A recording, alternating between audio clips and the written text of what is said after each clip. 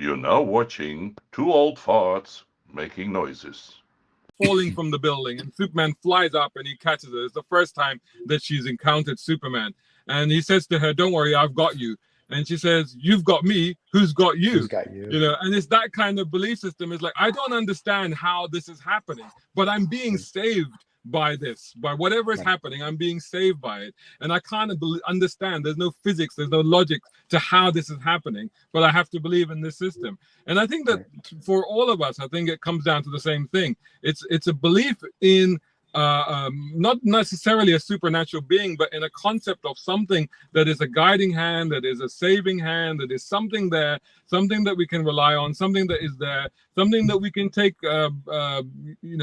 faith from, or reassurance from. I think that as humans, we all need something. We all need a little bit of that. If we all believe that we're just all on our own doing nothing, moving away from God is, for example, the same reason why we keep firing signals out into space, why we keep firing Voyager rockets into space looking for extraterrestrial life, which if they find us, they may come and extinguish us. That's a different story. But as Hawkins said, but the point being that we're constantly searching. We don't want to believe that we've just been created and left alone, or we've just popped up out of existence for no apparent reason, but that there is some reason to our being.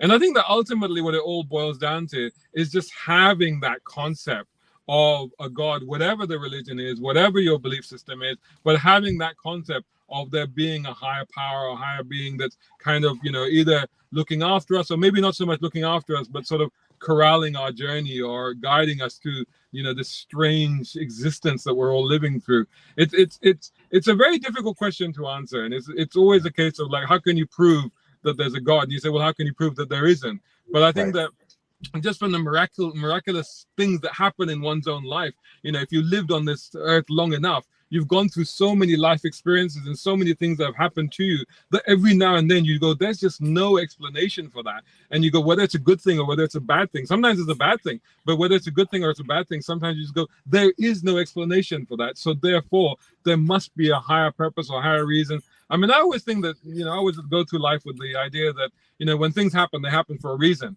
And you go, well, okay, well, if they're happening for a reason, who's guiding that reason?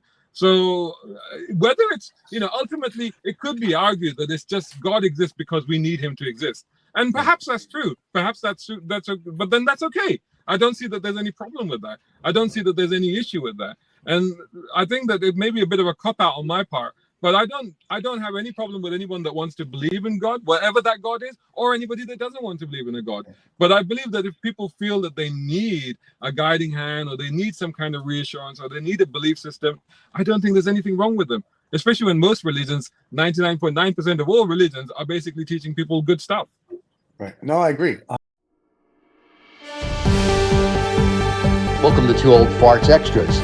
Stuff you've been missing because you're too lazy to listen or watch our show.